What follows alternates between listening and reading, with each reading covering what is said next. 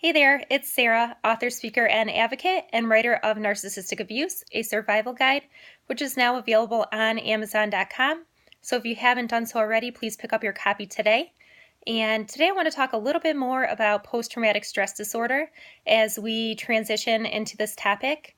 Now that we're a little bit more familiar with the signs and symptoms that we may experience ourselves having been diagnosed with this disorder, I want to talk a little bit more about how to recognize the signs in others. So oftentimes we can just see when something is a bit off with somebody that we love or care about. And, we often don't know exactly what's going on unless we delve into the issue further and they're willing to open up and have a discussion with us. So it's a little bit more difficult to recognize the signs of post-traumatic stress disorder in those that we care about. Obviously we know when we feel a little bit off, but we can't necessarily feel that for another. So here's some things that you may notice. And if you do notice these things, perhaps it's worth delving into the issue a little bit further with this individual and seeing if they're willing to discuss what's going on with them. So the first thing is, have you noticed that someone that is typically, high energy and very bubbly and happy all the time suddenly seems just dreary and depressed? They're completely not like themselves. Their personality has done a 180 for the worse. This is one of the first signs of post-traumatic stress disorder. So this is particularly relevant if you know that this person underwent something tragic or something traumatic and has now developed this completely reverse personality to what you're used to. That may be a first sign that they have now PTSD from whatever the situation was that they went through.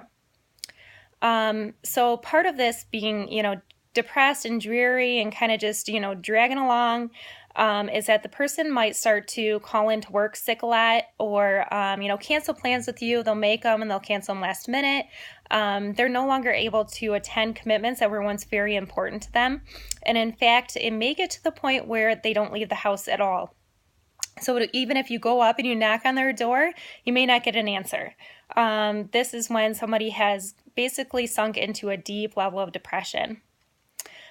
When you do sit down and have a chance to discuss what's going on with this person, you may also notice that they tend to project very paranoid or outlandish thoughts and feelings, things that wouldn't be typical or even really fathomable that would actually happen to them.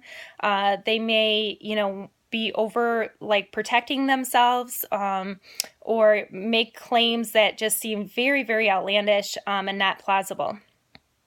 And another, sign of this disorder is that perhaps this person has retreated into addictive behaviors or substance use. So this is very, very common, unfortunately. Either they'll start using substances, alcohol, drugs, those types of things, or they'll, really delve into an addiction that maybe was kind of borderline before, and then they just kind of go full force into it. So if they had, shopping issues in the past, now it's a full force addiction and they're getting packages every day.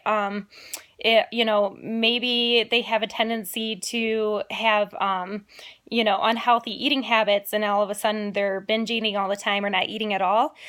So if you notice any of these things, then it's likely that the person is experiencing something that they can't really come to grips with and get control of. So what they do is they try to control these new feelings and these new emotions with something else. So they try to fill that void. Any of these can be very easily spotted if you take the time to try to talk with this individual and get them to open up. But of course, you have to be able to spend the time with them. So if they're retreating and, unwilling to leave the home or unwilling to answer your calls, the first step may be just to try to drag them out and get them into conversation, before the symptoms get any worse. So best of luck. Hope you all have a great week.